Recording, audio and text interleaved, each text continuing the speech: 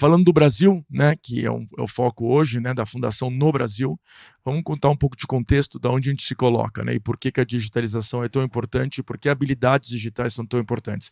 O Brasil é reconhecido como um país digital, né, talvez não digital como nós gostaríamos, mas ele é digital no sentido que é uma população jovem, é uma das maiores populações em número de pessoas conectadas às redes, o número de horas dedicadas a essa conexão é enorme, então falando de que é 9 horas, e as pessoas, sim, conhecem redes sociais, conhecem atividades de streaming. Recentemente, o Brasil lançou, né, faz uns últimos anos, o Pix, que é o pagamento instantâneo, que hoje já é responsável por grande parte das transações financeiras que ocorrem no país. De alguns dados que a gente foi visto recentemente, depois da Índia, o Brasil é o segundo país que usa essas transações de pagamento instantâneo. Então, a adoção de tecnologia no Brasil é muito rápida, né? Isso é característica do brasileiro, né? Assim, essa curiosidade pela essa inovação digital. Apesar de ser uma inovação básica, né? Porque no sentido, nós estamos falando de redes sociais ou de streaming, de poucas coisas, talvez que esse mundo vai requerer das pessoas, né? Que tenham muito mais habilidades do que essa, mas sim que nos coloca numa posição de vantagem. Mesmo a IA, se a gente olhar a inteligência artificial, que começa, né, e acho que o professor vai falar muito mais sobre isso, ela já se inicia, e a Vivo já tem inteligência artificial faz muitos anos, não era generativa, mas já era outras iniciativas que fazem com que a gente responda a clientes por WhatsApp através do uso da inteligência artificial, ou algumas atividades que a gente substituiu também tarefas muito básicas pela inteligência artificial, e estamos fazendo de maneira mais acelerada, assim como nós, muitas empresas no Brasil já estão adotando a inteligência artificial. Os bancos, as empresas de saúde, de educação. Então, isso é uma realidade que já é o dia a dia nas empresas brasileiras e, com certeza, isso vai ser acelerado ao longo dos anos. Mas, ao mesmo tempo, a gente vive esse paradoxo, né? É um país que adota rápido, tanto os indivíduos como as empresas, mas ainda assim, nós temos enormes carências. A primeira é a carência de acesso. Então, a gente tem muitas escolas, a grande maioria das escolas, que estão conectadas com uma velocidade muito baixa. Então, nós deveríamos, sim, aumentar a velocidade das escolas. E aqui, destacar que existe muito recurso público para essa missão, né? Então, falando aqui de mais de 6 bilhões de reais que são originários assim, de pagamentos de frequências que nós fizemos.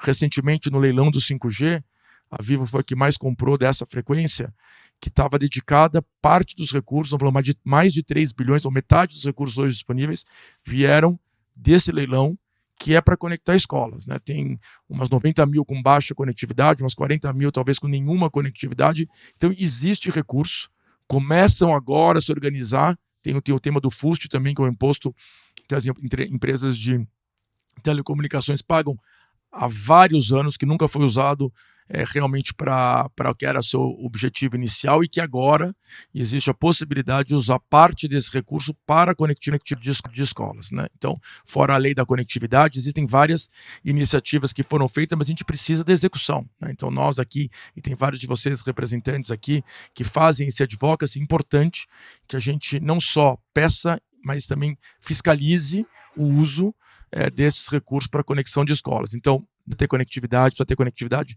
com velocidade e com disponibilidade. Se a gente fala também a conexão, né, não é a única, né, o vetor. Aqui tem 3 vetores importantes para ser um país digitalmente desenvolvido, e aqui no tema de educação. É ter a cobertura ou ter a conexão, então, é ter o dispositivo, e aqui o Brasil está muito mais, né? Se a gente olhar os computadores em sala de aula, nós temos um porcentagem menor de 30%, Estados Unidos acima de 90%, e a gente precisa da formação, do letramento. Então, as pessoas, se a gente olhar hoje, por mais que a gente seja um país conectado, praticamente 50% das pessoas não têm a habilidade digital suficiente para fazer tarefas digitais mais complexas. E aqui estou falando de pessoas que não conseguem mandar um e-mail, copiar e colar um arquivo. E isso são as habilidades digitais básicas. Sabe se conectar no WhatsApp, sabe se conectar no Instagram, mas não sabe desenvolver outras atividades. Então, essa carência é parte do que a ação trabalha hoje, é enorme no país. E se a gente pensar que nós estamos desenvolvendo ainda mais nesse mundo de inteligência artificial, nós temos uma carência de profissionais assim, que possam ser responder às demandas das profissões do futuro. São aqui os gaps podem chegar a mais de 500 mil pessoas. Então, é um país que precisa da empregabilidade, tem uma grande oportunidade de ser um país jovem, vai ter uma carência enorme, já está sendo identificada. O que nós vamos fazer para conseguir responder a essa demanda que é cada dia mais crescente? O partido mesmo da Vivo, nós estamos constantemente procurando esses profissionais.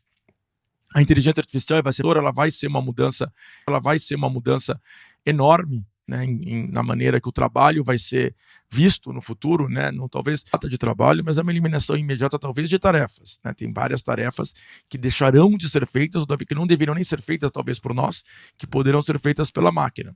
Outras tarefas mais sofisticadas com o tempo também vão ser substituídas e nós vamos ter que saber como responder a isso, né? Primeiro nós temos que ter os profissionais que respondam às necessidades do desenvolvimento dessa tecnologia nas empresas e no país, mas depois vamos ter que ter pessoas que consigam viver com a inteligência artificial. Senão, o gap, né, que a digitalização ela é muito positiva, mas se ela não for bem tratada, ela cria um gap ainda maior entre os que estão conectados e os que não estão, os que estão aptos com habilidades digitais e os que não estão, e os que sabem de inteligência artificial e os que não. Então, talvez, né, essa exclusão social possa ser ainda mais incrementada pela inclusão digital se não for feita da maneira certa, com acesso a todos, não só da cobertura, nos dispositivos, mas também das habilidades digitais.